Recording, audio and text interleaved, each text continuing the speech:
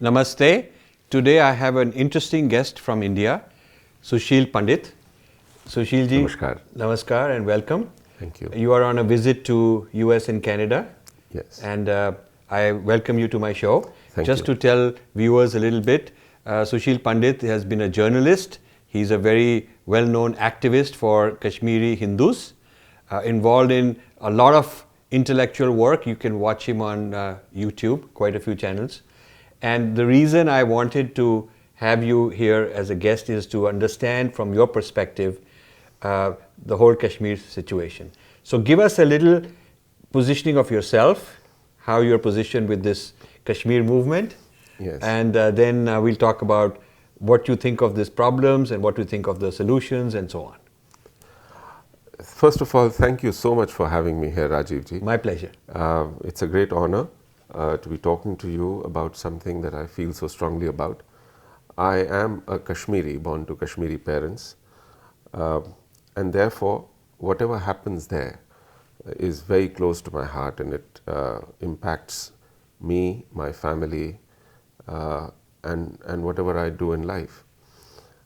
Kashmir has been going through a continuous pain for a long time. Mm-hmm. Since we in India don't have a very keen sense of history, we don't go far back in time more than a few decades, whereas Kashmir has been festering for centuries, and it has always been driven under the carpet, and some kind of dressing up is always done in the name of fabled Kashmiriyat, where milk and honey would flow and people would live in great peace and amazing harmony, none of which is true. But what has happened about 27 years ago is the most painful thing. Not because we were not used to exodus and continuing genocide in the preceding 500 years. There were actually 6 more exoduses before the last one, the 7th one, happened in 1990. Those 6 exoduses happened till 1819, when Maharaja Ranjit Singh rid Kashmir of Pathans. Pathan came to rule Kashmir in 1752, and theirs was the most tyrannical rule in Kashmir in the entire Islamic period. Not that others were any less, but others paled into insignificance. Who was the ruler in India at that time? Who was the Mughal ruler? During the Pathan rule, Mughal rule was on a decline. Yes. Massive decline, and these rulers had already withered into, we don't even recall them. So how did they get in? Is it because the rulers were weak, so they got in? Yes, and this Durrani Empire particularly saw opportunity because Mughal Empire was disintegrating. Post Aurangzeb, there was a very rapid decline, and it had confined itself to outskirts of Delhi. When Shah Alam came, the saying goes, Shah Alam, Dilli ta Palam. कहने को तो he was the emperor of the world, Shah Alam, right, but his writ ran only from Delhi till Palam. So such were the things, and Punjab was already under Sikhs. You had in Lahore the Sikh flag on the Red Fort, and it is the Sikh emperor Maharaja Ranjit Singh who helped us get rid of Pathans in 1819. So from 1819 there was relative peace, but till 1819 Kashmir was emptied of Hindus at least 6 times earlier. So emptied, they ran away or they got killed? Or both? Both. They were given 3 options. The fable goes that relive, galiv or tsaliv. Relive is in Punjabi, there is ral jana, is to assimilate, which means convert. Convert, yeah. Galiv is gal jana, which means die, just disappear. And tsaliv is run away, bhag jana, run for your life. So these were the options given. And so is that what caused the people to become Muslim? Is the Muslim population foreign DNA into Kashmir or locals who got converted because of these factors? Both. it's largely local population. They got converted. They got converted. But then you have even today people owing origins to Bukhara and Iran. You know, Gilani is from Iran. And there are Bukharis who are from Uzbekistan. When Indian Muslims claim that they are from somewhere further west, is it chauvinism? Is it like a lot of Anglo-Indians wanted to say we are British? A lot of Goans say we are Portuguese because to be part of the superior culture makes you superior. It's an inferiority complex. So I think there's also an inferiority complex among Muslims in South Asia who want to Ashrafize. Yes. And to Ashrafize means you got to be Arab or Turkish or Iranian, Persian. And preferably if you are claiming Arab, then you got to be, if you're Saeed, then you are from the Prophet's family. Absolutely. Yeah, or you're Sheikh. Yes. So this Ashrafization, which is an artificial boost to your caste structure, caste status, Yes. did that happen? Is that why some of these people feel that they are foreigners because that's more powerful for them? Yeah, a bit of both. You're right. I mean, so much for Ummah. While in practice there is some superficial equality claimed, but there is a hierarchy, a very clear hierarchy, and a claim to such hierarchical statuses across within Kashmir. In fact, there are some subaltern groups who are namesake Sunnis. They are Gujars and Bakarwals. These are either shepherds of the upper regions, hilly regions, or easy peasants, and they are shunned. I mean, they are nowhere given the same status as the urban, evolved, educated and so-called cultured Muslim. So among Kashmiri Muslims, is there a divide or a tension between those who say we are Kashmiris and those who say that we are from some foreign country?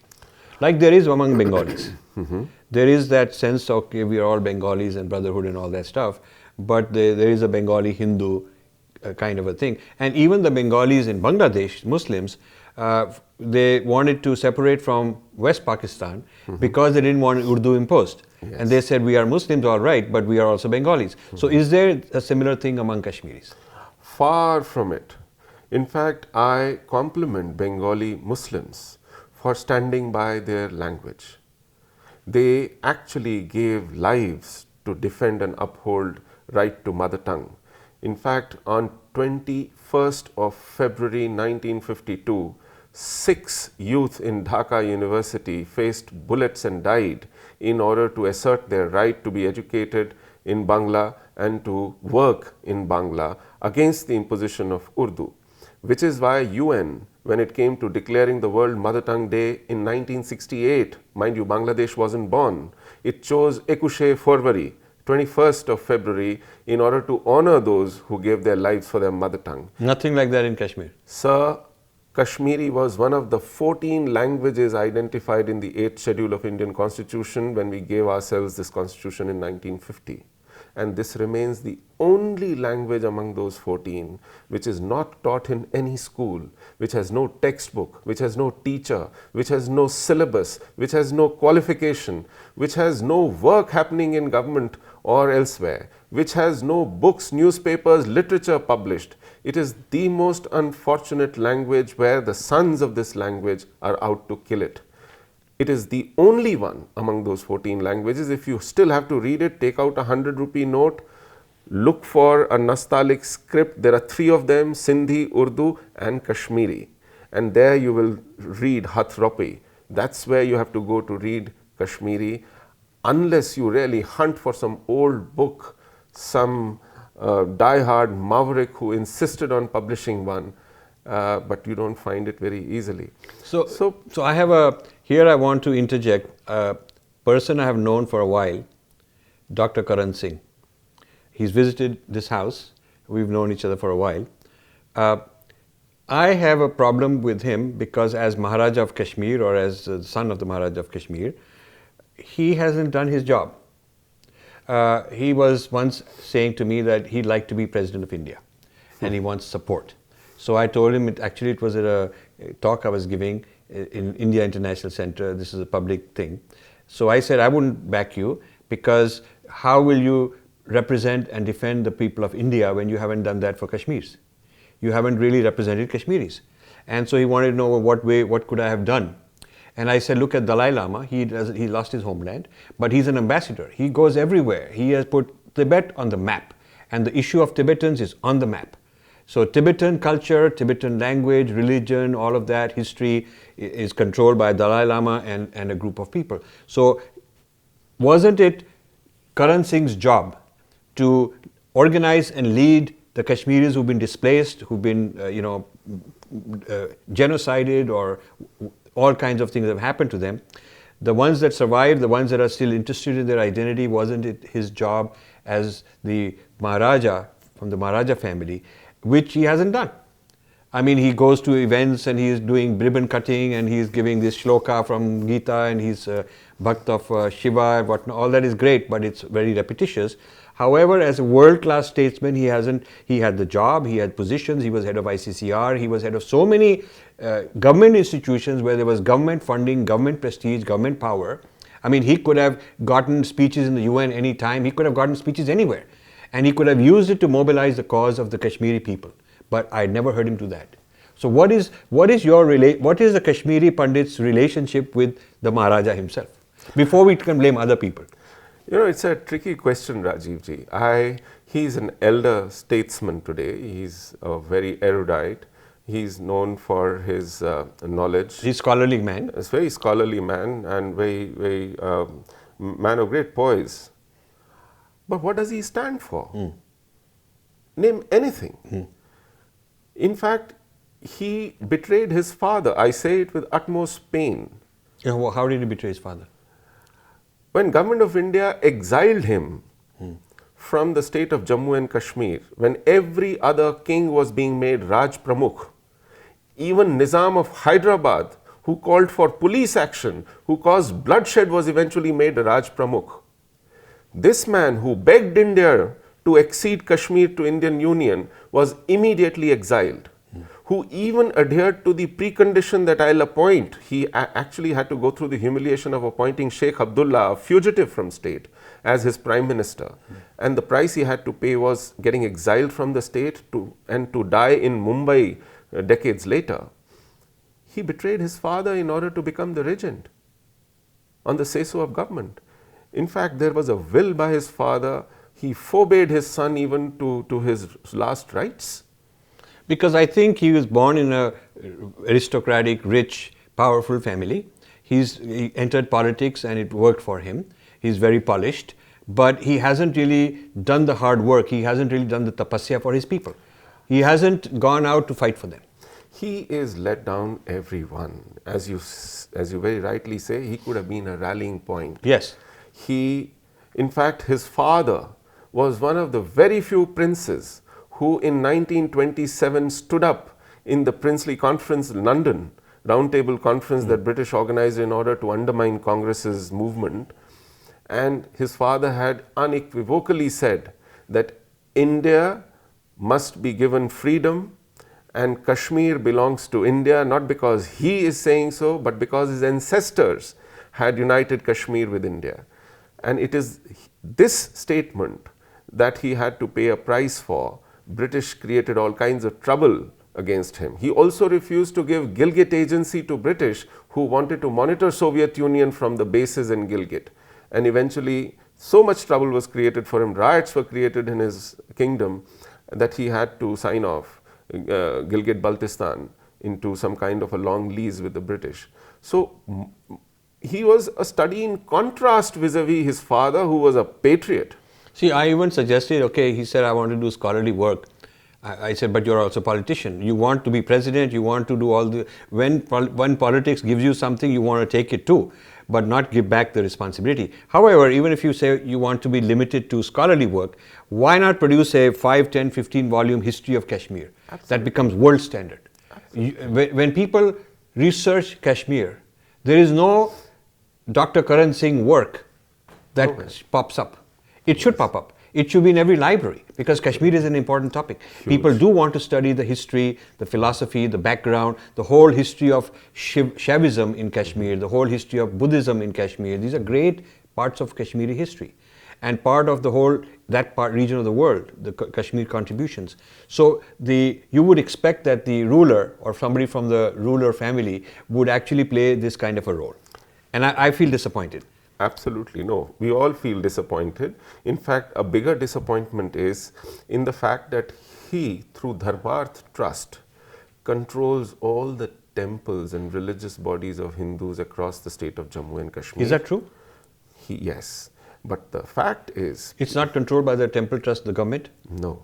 It is Dharmarth Trust. Dharmarth Trust. There is a bill pending in the assembly that transfers the rights to manage the temples with the local committees of those who were worshipping there, the devotees. But it has still not got passed. So Dharmarth Trust sits on these properties, and it has been, in a piecemeal manner, selling those properties. Which is a system of corruption. People who are trustees with property under supposedly religious organizations or any non-profit, they enjoy kickbacks because they keep selling these things at prices that are not realistic. Allowing encroachment, letting people come and grab without any challenge, and not creating or maintaining infrastructure, not even rebuilding the temples or renovating temples. So why hasn't there been a PIL? To do all that, you need an organization. So are the Hindus from Kashmir, if the Maharaja has let them down, do you have your own leader? In other words, is there a Dalai Lama kind of person that organizes politically, somebody who's a powerful person? Who is that? Well, there isn't a Dalai Lama because we were not institutionally organized in that fashion. We did build our organization as soon as the exodus came upon us, and there are several groups within the community that have taken up the task of rebuilding temples, going and at least restoring some of the temples through their own resources and by mobilizing the community for raising resources. There is an organization which is politically active for our rights, which is Panun Kashmir. Then there is Migrants Committee, which is looking at task of rebuilding temples, Roots in Kashmir, that raises funds. Satisar Foundation, that is trying to put together the rituals and practices so that the community in diaspora has some access to everyday living that defined us in our unique identity as Kashmiri Pandits, Shaivites. So at various fronts, this community, which is trying to survive on its own 2 feet, raise children, get a roof over the head, tend to sick and old, is doing all this as well. Without much of government help, all through its own resources. So now, if you look at the history, not the earlier one, but independence onwards, Nehru bungled, we all know, in the way he handled Kashmir. But then, what happened afterwards? Do you feel that the Article 370 was a bad idea? I mean, Kashmiris tell me both ways. Some people want to be, some of the Kashmiri Hindus want India's help, but want to keep India out. It's like help us, but don't come in too much. Yeah. So do you think that Kashmiris have wanted it both ways, and that's part of the problem? No, I don't think so. In fact, earlier, when I was mentioning to you about earlier exoduses, those exoduses happened when we were under an alien rule. We had nobody to blame except the tyrant who ruled us and our misfortune. The 7th exodus of 1990 happened under a democratic, secular constitution, under the government that we elected with our votes, not under an alien rule. Under a government which was signatory to UN Charter of Human Rights of 1948.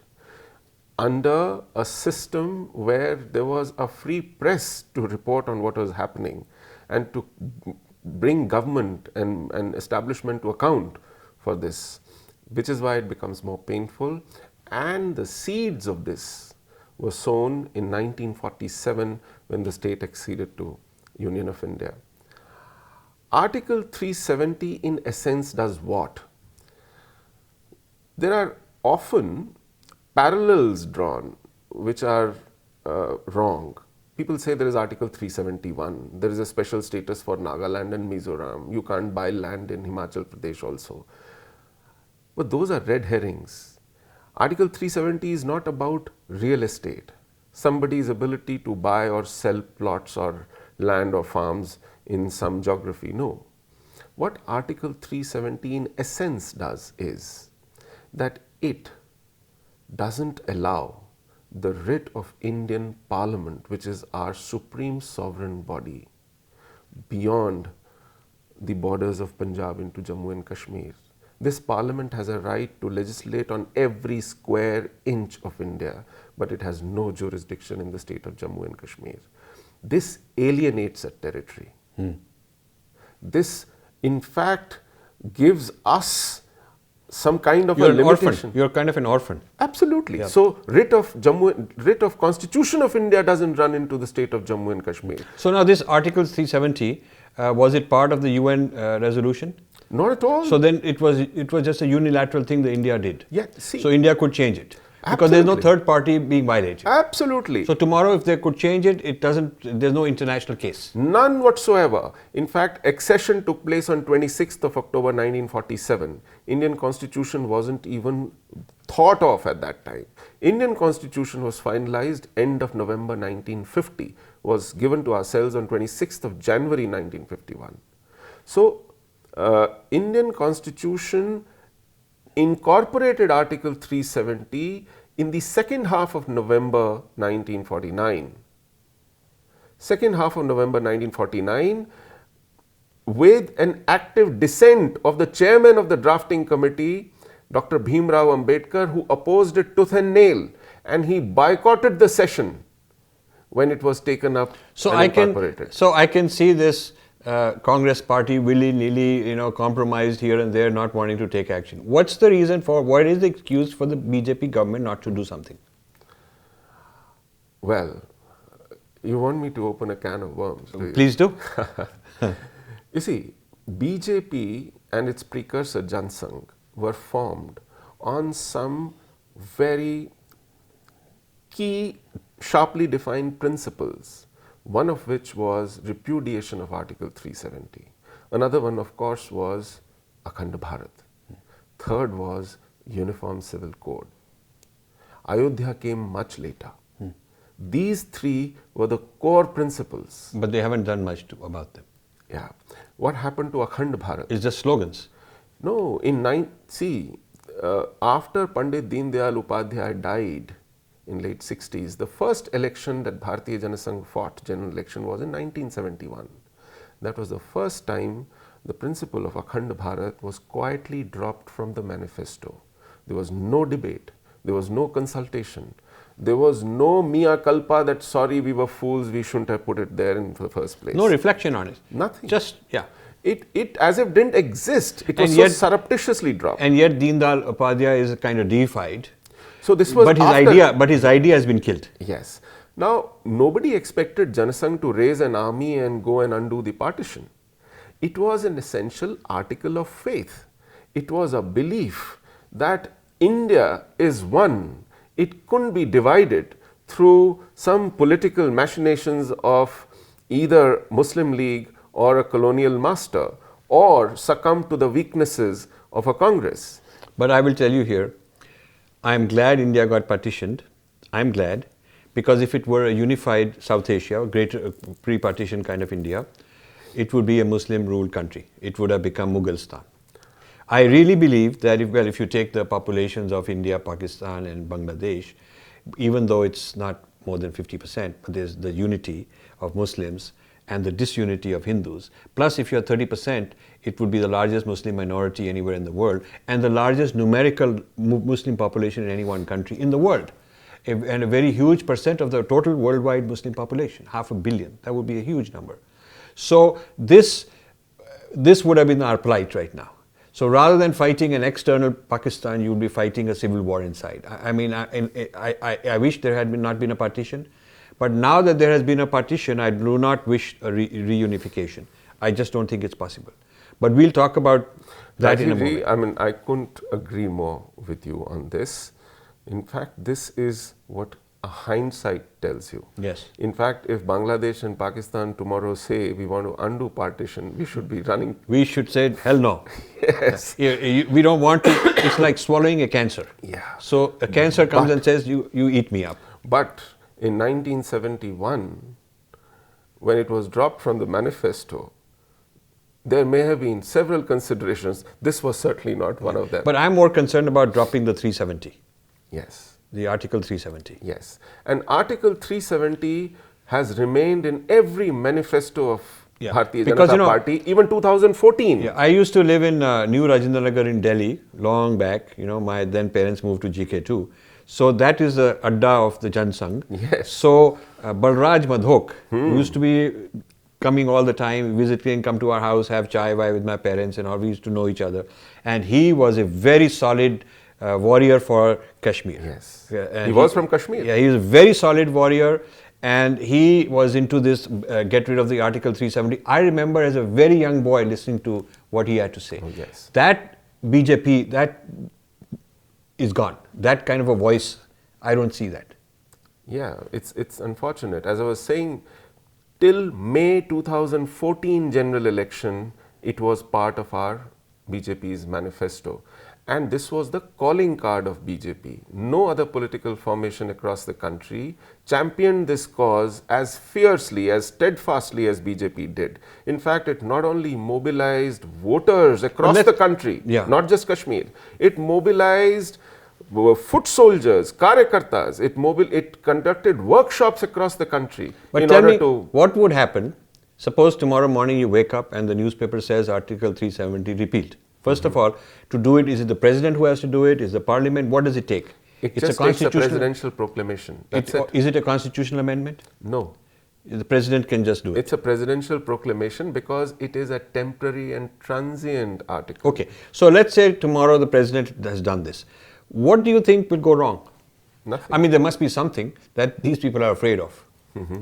It is the same kind of mental limitation that you've drawn in your mind as you had before you conducted surgical strikes. What if we cross the border and smash the camps? What if we do a nuclear test? What if we do a nuclear test? Yeah. It is those imponderable what if. It's mental colonized kind of fear, self-imposed. Yes. But this is one where the West has no say in it. It's world opinion, has nothing to do with it. Yes. It's an internal matter. It's between Kashmir and the rest of India, that kind of a thing, which is, would the Kashmir Assembly have something to do? Nothing. It is a part of Indian constitution, not Kashmir's constitution. So Kashmir Assembly has no jurisdiction over Indian constitution. So this is a very clear, actionable way forward that is needed, and you feel that that is the case? Absolutely. I like that. One more thing. You see, Article 370 by itself will not change things on ground in Kashmir. But what it will do is to it will send a message. Yes. It will send a message. An intent. Yes. A political intent, a political will. Yes. Which is missing right now. Right. It will also declare unequivocally that we will not take things lying down anymore. Right. And it will just sort of assert, it's a very, very important legal, psychological, intellectual kind of a step. Absolutely. It costs nothing. I really don't know why they haven't wanted to do that. But let me tell you one interesting thing. Yes. The only election that BJP's fought without a manifesto ever in its life is the assembly election of the state of Jammu and Kashmir that it fought in 2014 November. Why? Because they did not want to take a stand on Article 370. Instead, they came out with a vision document. I took heart in even that. I thought BJP was averse to taking a written position on Article 370, though it wanted to look ambivalent. So it held it so sacrosanct that it refused to publish a manifesto because it might have to take a stand on it. So it decided not to publish a manifesto. The flip side was it held it too sacred to take a contrarian stand. But my heart broke when I saw the agenda for alliance, where it gave it in writing that we shall not remove it, that special status granted to the state of Jammu and Kashmir through constitutional provisions will not be touched. So for the first time, this formation has given it in writing. So I think it's a sign of weakness. It's like cutting a deal with the enemy, saying, okay, I will not compromise in some way. On things that were defining for you, so your existence. BJP was not formed to create highways, incidentally. Right. Making highways is not a bad thing. BJP was not formed to create those smart cities. Those smart cities is not a bad thing. BJP was formed for Bharatiya culture. Absolutely. There was a loftier idea. Highways and cities are going to be built anyways by any government. Corruption is to be fought by anybody anyways. Right. What defined those you, are not ideological. Yes. Those are practical. What distinguished you from other political formations? Absolutely. I agree with you. Were these issues which have been given up. Right. Right. So now that we are where we are, what is your prediction on where things are going, and what would you like to see change? If you could make practical, realistic changes besides the 370 issue, what else would you do? Because it's really a khichdi. It's really quite a mess in Kashmir. Okay, so for that, let me give you a context of what is happening in Kashmir. Please. In Kashmir, we are facing a three-pronged war. At one level, there is a group of insurgents who've taken to guns, who are using the most sophisticated of arms and ammunition provided to them by our neighbor, and our army and our security forces are sorting them out. That's one level at which it is being fought. At the second level, you have the likes of Hurriyat, the separatist formations, who are the overground voice of this underground insurgency, who legitimize this armed struggle by saying that these are our boys and they are fighting for freedom. They reject Indian constitution. They create some kind of a semblance of a freedom movement, suggestion of a freedom movement in the garb of this, and they also can be fought on the doctrines of what constitutes Azadi and what do you stand for and what is your background and why it is untenable, because Indian constitution to a fault is the most liberal and free constitution anywhere in the world. We can sort them out as well. But it is the third level at which it is being fought which is most lethal for India, and that is the so-called mainstream political parties who take oath under Indian constitution, who fight elections and gladden our hearts no end that they are part of our democratic process and by implication have actually come and embraced India. Through this formal process, they get elected, they control the levers of power in the state, and by doing so, they thwart the will of the state to fight back and defend itself against those two other dimensions that India is. Are they Trojan horses or just weak people? Absolutely Trojan horses, and both without distinction, one worse than the other. And I have examples galore to prove that they have been doing the bidding of Hurriyat and the insurgents. So, since they are overtly, at least publicly, playing by the rules, you cannot call them traitors because they're playing by the rules, or at least on paper, they're playing by the rules. Okay. So it's very hard to prove that under the table, underneath the surface, they are not playing by the rules. No, I'll give you examples where even a blind man can see what they are doing. Okay.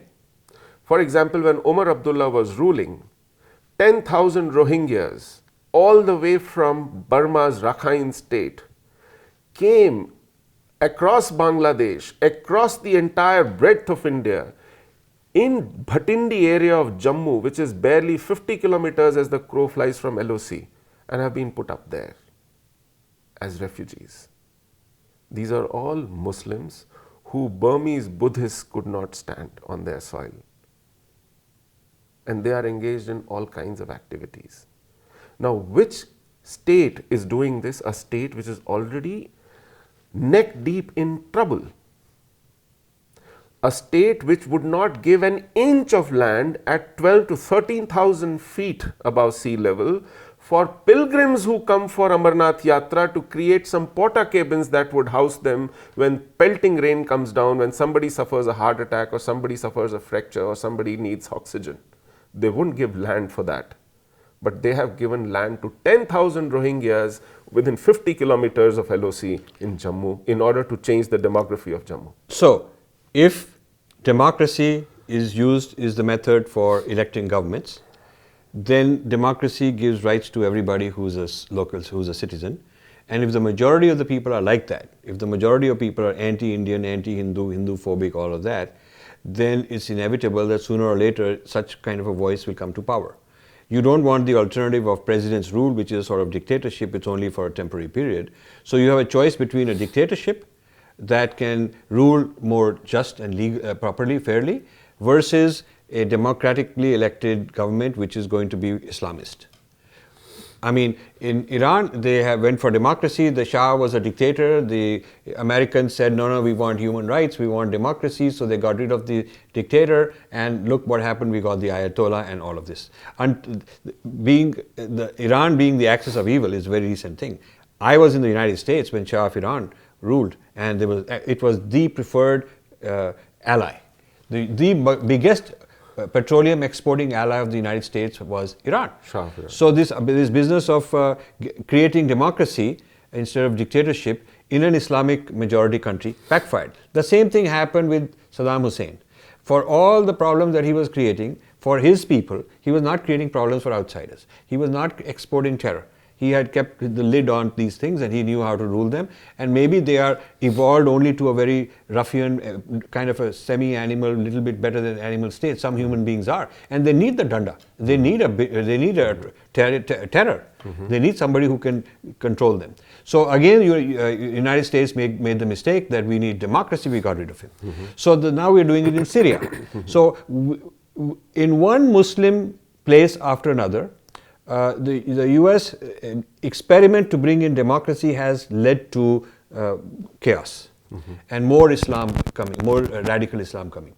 So what do you think we can learn from that on Kashmir? Is Kashmir governable in a democratic process? You see, while your examples about Iran, Iraq, Syria, Egypt, elsewhere in the Muslim world, in their own context are right, in Kashmir, what you see is not democracy, but perversion of democracy. If democracy were to be allowed a full flow there, we would not have more than half the problems we face. For example, democracy means that there should be a robust criminal justice system.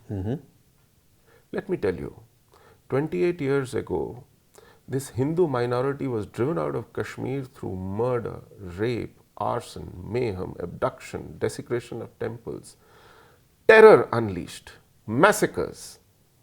Not one crime, not even as an exception, one rape, one murder has till date been prosecuted, sentenced, convicted or punished. Not one. On the contrary, those who used to brag about these murders, those who've given interviews are on tape having said that we killed so and so, yes we did that, are roaming free as leaders, as heroes. As if that wasn't bad enough, our government in the center is making deals with them, is providing money to them for travel, their hotel bills, their security, their airline travel bills, their staff is being provided for by our government in the hope that they can be won over. They have been given amnesty. I call it feeding the crocodiles. Absolutely. This is feeding the crocodiles. So which democracy mandates this kind of perversion? Number two, Kashmir is run by its own constitution. That constitution has no fundamental right, incidentally. No fundamental right as Indian constitution offers. That constitution doesn't have the word minority. We were 3% minority in the valley of Jammu and Kashmir. We were the majority there. You are 3% now, but you were the majority there. We at 3% in count in the valley, we were the majority. In what sense? Because constitution said that we were the majority and 97% Muslims of the valley were minority. I see. Which democracy allows this perversion? Right. We were discriminated against by the government, socially, economically. No, Muslims were discriminated against. We were discriminated against by Muslims. No, but you are 3%. We were just 3%. So how could you be a majority? Why should you be majority if you're 3%? Because Constitution says Hindus are majority no matter where they are. Yeah, but that's not fair. Is it? Yeah. Why should that be fair? That's what. Yeah. So we were considered at 3% majority, and all the protection, all the privileges, everything that accrues to a minority were accruing to 97% population of the state of Jammu and Kashmir. So your point is that we deserve the minority protection. Yes. And we were treated as a majority. Yes. So your point is that actually being classified as a majority denied us the minority protection, which we should have gotten. Yes. Okay, I understand. So such was the perversion of democracy in the state of Jammu and Kashmir. Yes. India passed a Panchayat Act which gave devolution of power to panchayats and also financial rights. State of Jammu and Kashmir is centralized at the level of Chief Minister. There's no devolution down. India passed in the wake of Bofors, Anti-Corruption Act 1988 to assuage people who were up in arms against Bofors. A stringent Anti-Corruption Act was passed under which you saw several ministers, MPs go to jail recently in 2G, etc. In Kashmir, that act doesn't apply. Because of the Article 370. Yeah. Likewise, prevention of misuse of religious institutions and temples and mosques act, which prevents misuse of these places for political purposes or for stockpiling arms and ammunition, doesn't apply to the state of Jammu and Kashmir, and mosques have become the hub for mobilization of sedition and for people to come and pelt stones at army engaged in an encounter. So, before we close, I want your views on what you think we should do. What do you think the government should do, the BJP government should do in view of all these problems? India has a great constitution which is secular and democratic. Please apply it in toto in the state of Jammu and Kashmir. So we get rid of 370? Absolutely. 2, create a robust criminal justice system and bring these genociders to account. Bangladesh today, after 45 years, is hanging and executing its war criminals. Is their democracy superior to ours? So there is should their be, criminal justice system so superior there should to be ours? some kind of a genocide claim and cases fought, and special courts which are not going to go at the snail's pace of other Indian courts. Special courts have to be put in for fighting crime in Kashmir. A Muslim judge, G.R. Vani, wrote in his bail order for Bitta Karate that I know this man is guilty of mass murder, but prosecutor is just not interested in a case to pursue against him, and therefore I have to give him bail. So this is a shameful record. These things are, no democracy mandates it. We need a full flow of Indian constitution in the state of Jammu and Kashmir, and finally we need reversal of our genocide. We need to go there as proud Indians in a secure environment, never to come out again in an act of ethnic cleansing or genocide, to live there forever with our generations. And for that, Government of India has to make arrangements, give us our own territory where Indian constitution will be in full flow. We will rebuild our own habitat and city, and we will be the sovereigns there. We cannot live under a jihadi dispensation anymore. And we also need to internationalize this whole human rights thing, because there's a whole human rights case, genocide case and human rights case. People are always writing these reports against India, that you have this human rights problem and that human rights problem. We've never externalized that we are subject to other people, because this whole thing is a Pakistan ISI creation. So we have never taken it to international forums and said this is a problem that somebody else has created for us. So that aggressiveness is needed. Incidentally, in 1993, Pakistan moved against us in United Nations Human Rights Council, Geneva, saying India has committed human rights violations in Kashmir. At that time, Shri Atal Bihari Vajpayee, who was then leader of opposition, assisted by Minister of State for Foreign Affairs Salman Khurshid, went as delegation of parliamentarians and activists. It wasn't Indian government, it was India going and defending itself. And there India said so unequivocally, that if there is any human right violation committed in the state of Jammu and Kashmir, it is our religious ethnic cleansing of Kashmiri Hindus.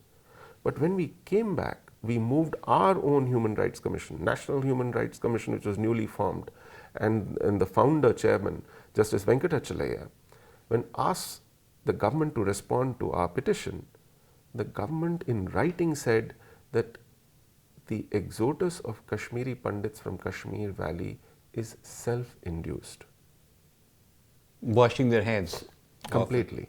And that, on that, Justice Venkatachalaya was forced to observe in writing that what happened with Kashmiri Hindus is akin to genocide.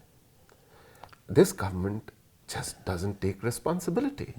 This state has seen governments after governments of all shades and all kinds of politics. And they're spending billions of all kinds of things to solve the problem, but not doing it intelligently. To appease the genocider in the fond hope that we will win them over. That's feeding the crocodiles. Can you imagine? Yeah. Can you imagine? Yeah. So that's what is the quandary. I can only hope and pray this government and this leadership probably was the only one left, and you cannot lose hope against this one. We still Yes. have our hopes. This is our best bet. This is our best bet. Yeah.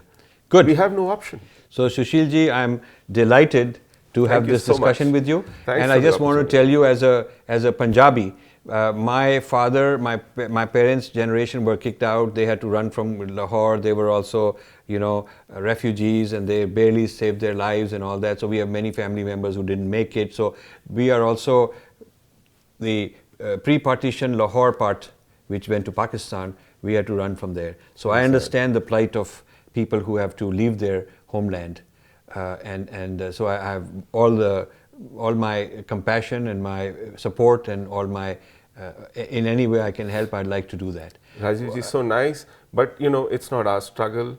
We are just the low-hanging fruit for jihad. Yes. It is India that's going to face. Well, we've come out. Yeah. We've suffered. Whatever worst had to happen to us has happened. But rest of the country need to save And itself. the rest of the world. Yes. Yes. Well, wonderful to have you, and we'll continue these conversations. I'm coming to India in the next several weeks, so we'll catch up. Thanks so much. And I'd love to have you back on my show. Wonderful. And to the listeners, I think this is a very educational and informative thing. These shows, these investigative shows take a lot of effort, a lot of research, a lot of travel funds and so on, for which we need your support. And we want good quality guests like Sushil Pandit to keep coming. Thank you for listening. Thank you. Thank you.